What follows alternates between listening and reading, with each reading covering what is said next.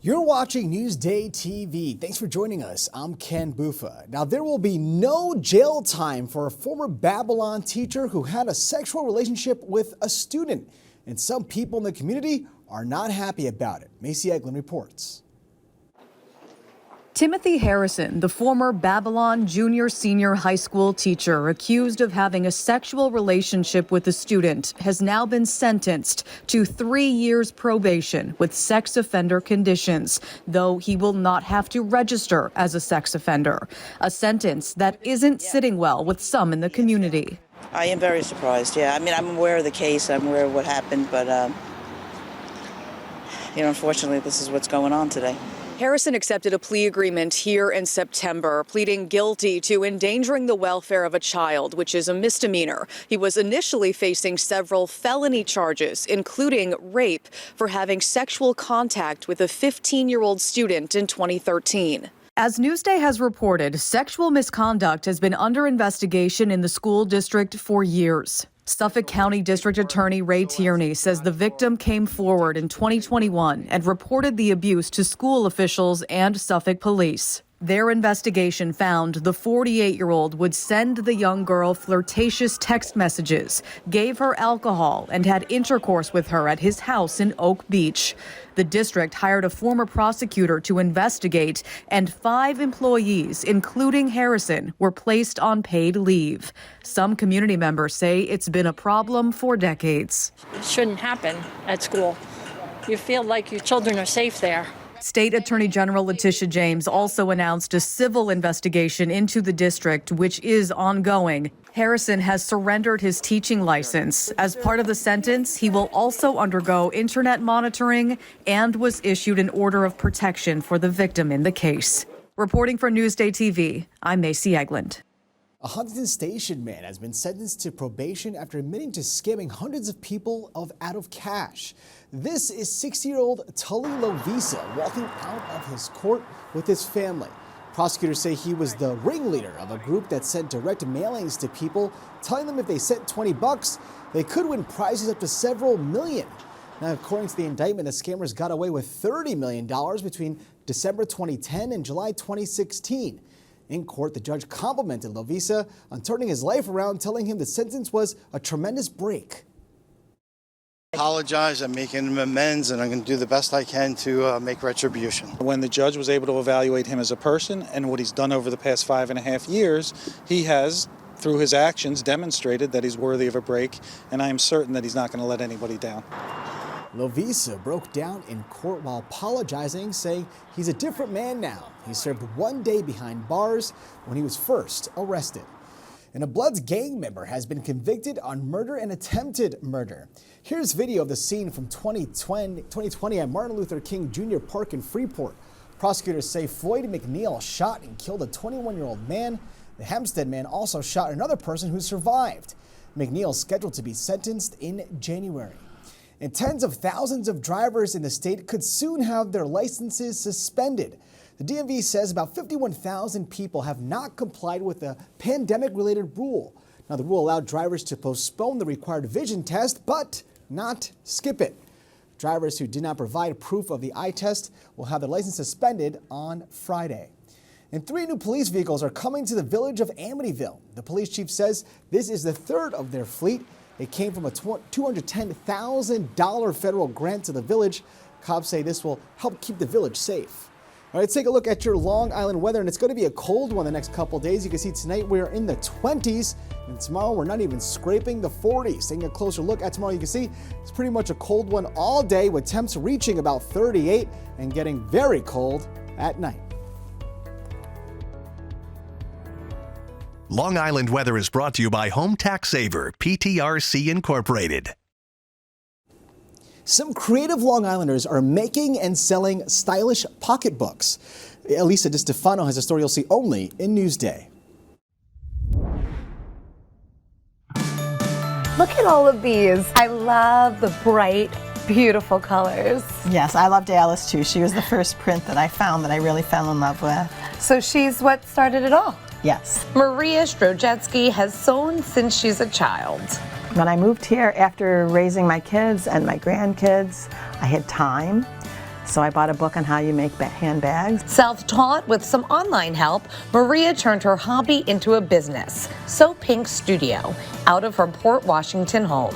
And it wasn't for any economic reasons, not because I thought I would sell them. I just loved making them, and I loved, art for art's sake. Here's where you keep your treasures. Where do you find all of these fabrics? Well, I've keyed on certain designers that I like, and always the ones that have whimsical or something pretty. Anything that has a little kitschiness to it, I'm also attracted to. With support from her family, she's made hundreds of bags, from totes to duffels to backpacks, from a variety of materials that she now sells at markets and on Shopify. There's a bit of whimsy in anything I try to put together. I like things that make me smile. I just was doing it for fun. And I'm still doing it for fun, and I hope it stays that way. Elisa DiStefano, Newsday TV. Gotta love that. Now, to read more about the handbags, go to Newsday.com. Click Get More below the Newsday TV video box.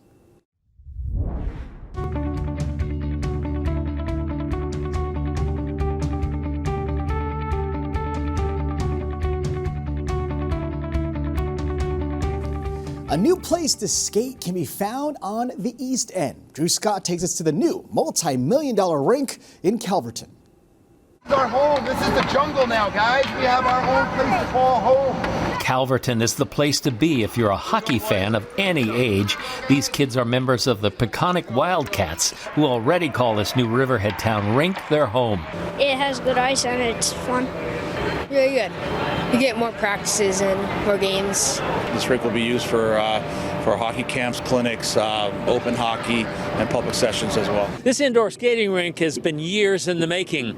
Town residents can skate at a discount. In the past, they've had to drive miles away just to skate or to play hockey. The amount of pleasure that this will give families, kids, whether they're skaters, playing hockey, ice skaters, figure skaters, yeah, it'll be very satisfying. It's taken Riverhead Town and the Peconic Hockey Foundation 8 years to get this rink up and running. Most of the funds came from the foundation, the community, local business leaders, and yes, the New York Islanders. And now the rink is getting a famous name. We are so pleased to name this great facility the Ed Westfall Arena. Congratulations, Ed. Your smile and your leadership has changed Long Island forever, and now it's the Ed Westfall Arena. Congratulations. We love you. Obviously, I'm a little nervous and absolutely thrilled that these wonderful people thought enough of me and my contributions. A name that will remind young hockey players that fame and greatness are achievable with hard work and maybe a good slap shot. Drew Scott, Newsday TV. Looks like a lot of fun. Now, to read more about the new rink in Calverton, go to Newsday.com. Click Get More below the Newsday TV video box. Get in the game with Newsday. The best team of sports reporters and columnists bring you in-depth analysis, behind-the-scenes stories, and news from inside the locker room. Get in the game when you subscribe to Newsday, your destination for total sports coverage at Newsday.com/sports. High School Sports is sponsored by PC Richard & Son.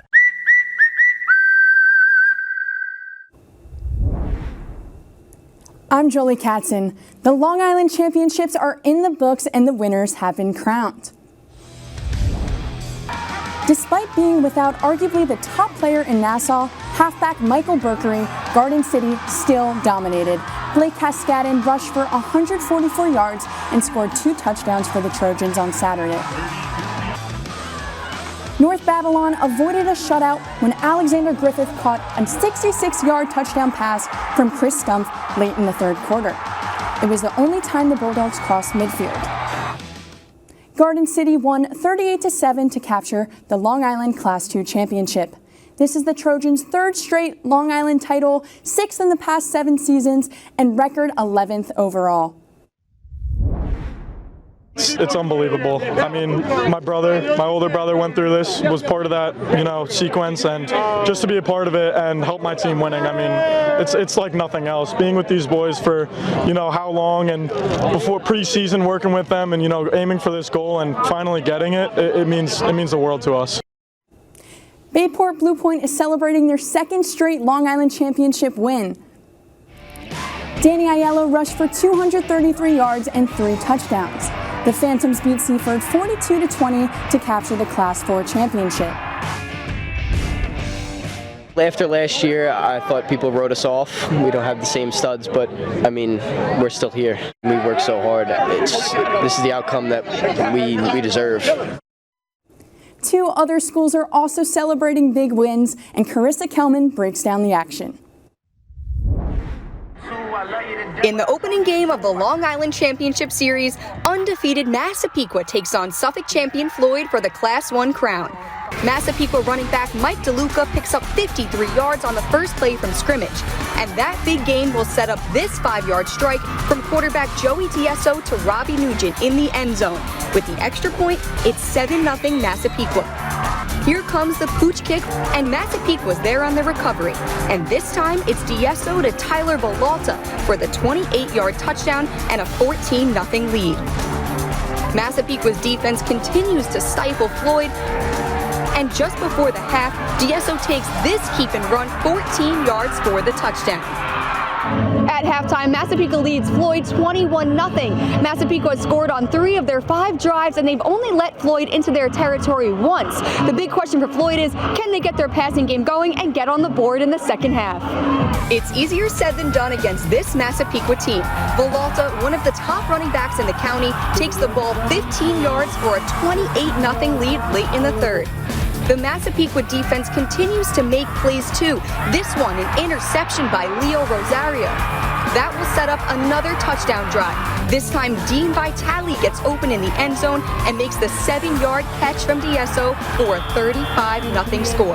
Jaquan Thomas scores this run for Floyd with 2 minutes left, but Massapequa's dominant performance results in a 35-7 win over Floyd to earn its second Long Island title in the past 3 seasons. The only thing you deserve is what you earn, and they earned it. They handle adversity, better, than anyone, and that's the reason why we're victorious today. All the adversity we face, the brotherhood, the bond that we have, that bond really glues the team together and helps us win games like this.